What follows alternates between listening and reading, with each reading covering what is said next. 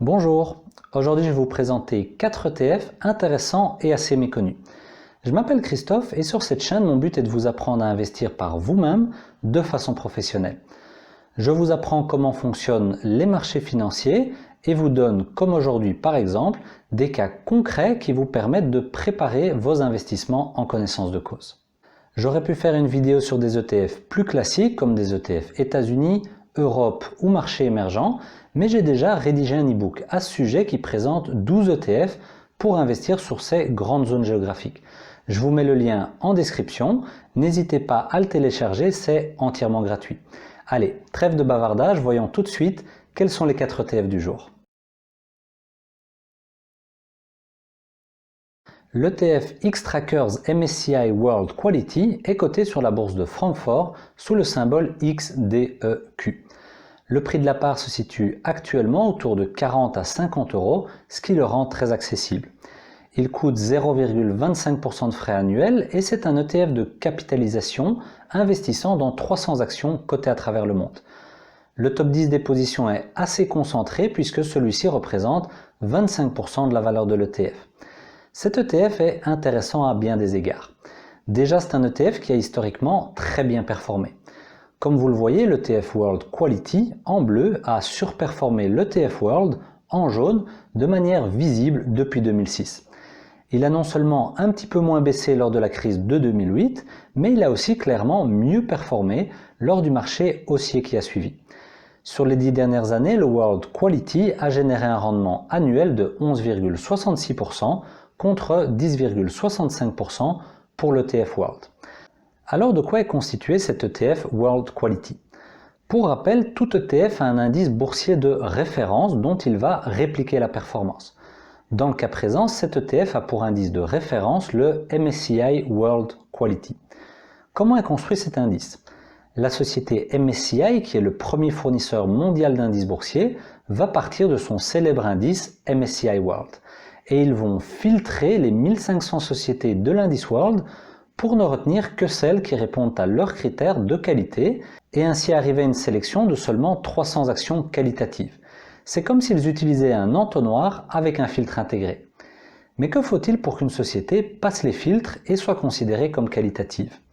MSCI utilise 3 critères. Il faut que la société ait une rentabilité supérieure à la moyenne, un endettement faible et une grande stabilité des bénéfices. En appliquant ces 3 critères aux sociétés de l'indice MSCI World, MSCI élimine 1200 actions pour ne garder que les 300 plus qualitatives. On voit ici le top 10 des positions de l'ETF World Quality. Facebook, Microsoft, Apple, Nike, Johnson & Johnson, Roche, etc. Au premier abord, rien de bien surprenant. Toutes ces sociétés sont bien connues et sont déjà présentes dans l'indice World. Vous allez me dire, mais alors, ça ne fait pas beaucoup de différence. Si, puisqu'on a vu que 1200 actions ont été exclues. Et si on regarde le top 10 plus attentivement, on voit qu'il y a en fait pas mal de différences. Par rapport au top 10 de l'indice World, dans l'indice World Quality, on ne retrouve pas Amazon, Tesla, Nvidia et JP Morgan. Ça fait quand même 4 des 10 premières actions du MSCI World qui ont disparu. Et l'ordre d'importance des sociétés a été modifié. Ainsi, une société comme Nike, par exemple, est 4e en termes d'importance dans cet ETF, devant Alphabet, la maison mère de Google. Alors que dans l'indice MSCI World, Nike est derrière Alphabet en termes d'importance et n'est même pas dans le top 10.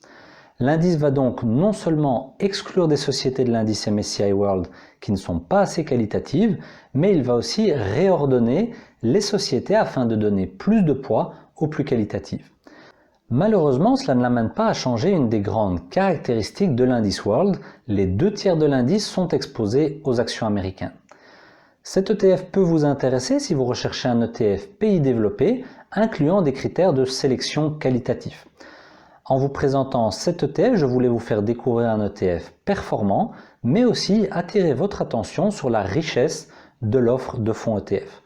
Vous savez désormais qu'un ETF peut filtrer des sociétés selon certains critères et vous donner une bonne diversification tout en respectant vos critères de qualité.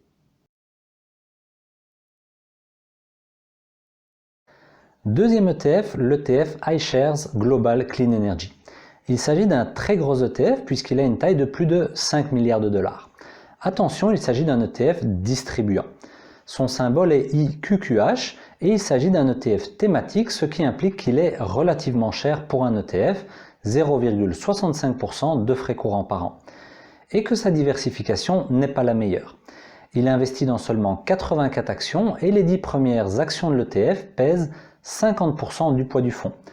À titre de comparaison, le top 10 du Nasdaq, qui est lui aussi un indice thématique, pèse également 50% de la valeur totale de l'indice. C'est donc vraiment un ETF de conviction et pas tellement de diversification.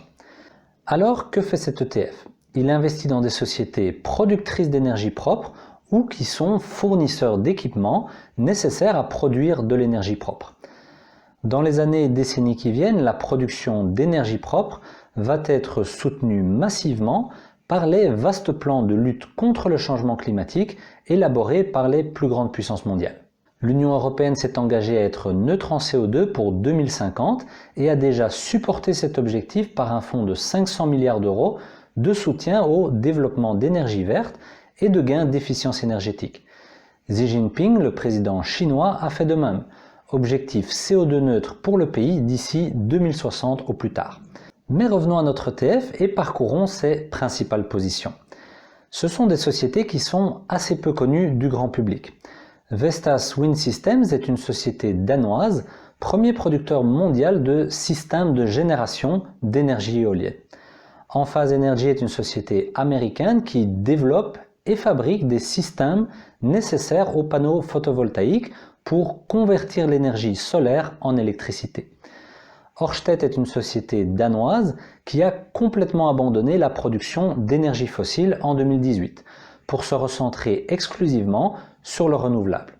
La société est principalement active dans l'éolien en mer et ses principaux marchés sont le Danemark et le Royaume-Uni. Plug Power est active dans la conception et la vente de piles à combustible à hydrogène. SolarEdge Technologies, de son côté, est active dans les outils nécessaires au bon fonctionnement et à l'optimisation du fonctionnement des panneaux photovoltaïques. Et enfin, Iberdrola est un des principaux fournisseurs d'énergie espagnols. Il est le premier producteur mondial d'énergie éolienne. On voit que les sociétés présentes dans cet ETF sont principalement cotées aux États-Unis et au Danemark, mais aussi en Chine pour plus de 6%. D'un point de vue performance historique de l'ETF, celle-ci a longtemps été assez mauvaise, malgré que le thème des énergies propres soit a priori un thème porteur depuis de nombreuses années déjà. La performance a subi un boost remarquable juste après la crise du Covid, faisant de l'ETF Clean Energy l'un des plus performants de l'année 2020. Enfin, s'agissant d'un ETF thématique, il y a lieu de l'utiliser avec modération.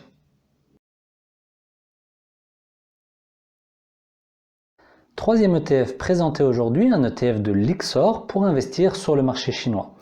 Il s'agit d'un ETF coté sur Euronext Paris sous le symbole CNAA qui coûte 0,35% de frais annuels, ce qui est très compétitif pour investir sur un pays émergent.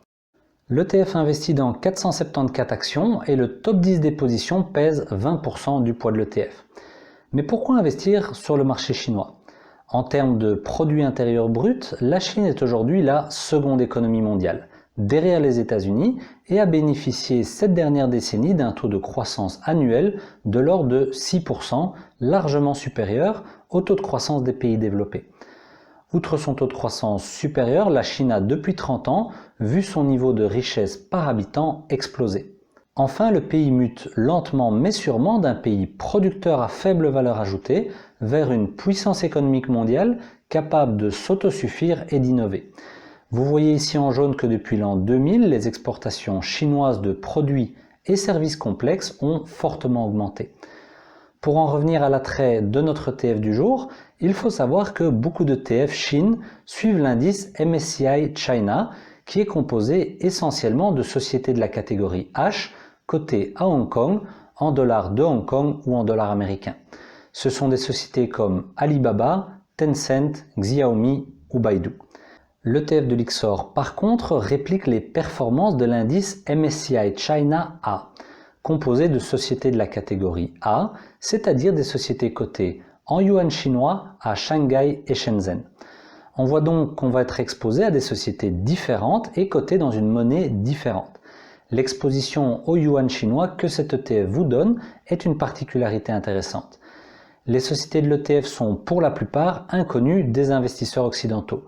On pourrait dire que ce sont plutôt des sociétés locales. Sans oublier qu'on parle quand même d'un marché de 1,4 milliard de consommateurs. Cet ETF a eu des performances positives et a plus que doublé de valeur depuis son lancement en 2014. Les valorisations d'entreprises sur les bourses chinoises sont actuellement bien meilleur marché que sur les bourses des pays développés, puisque cet ETF est composé d'actions ayant un ratio prix-bénéfice de 19,3, alors que l'indice MSCI Europe est à 24 et le S&P 500 à 34. Évidemment, le marché chinois est quelque peu plus volatile et les risques qui pèsent sur votre investissement, notamment les risques politiques ou géopolitiques, y sont quelque peu supérieurs.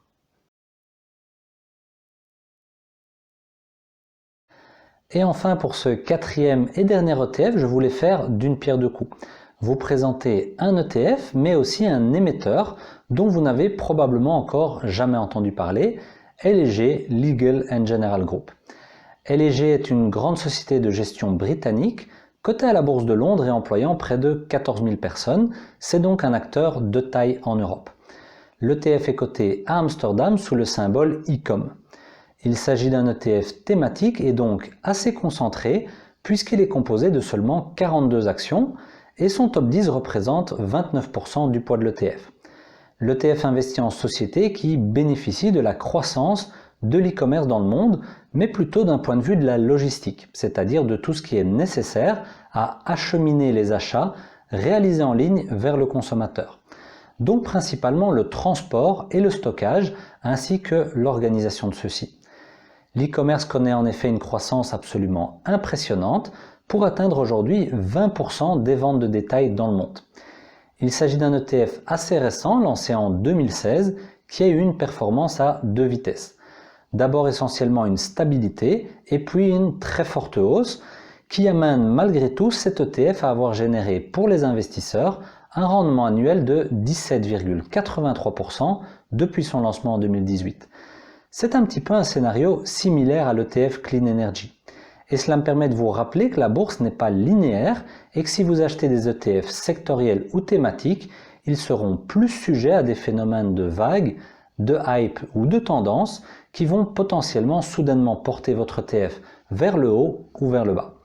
Vous retrouvez ici le top 10 des positions de l'ETF. On y retrouve des sociétés connues comme Deutsche Post, Maersk, Bipost et UPS.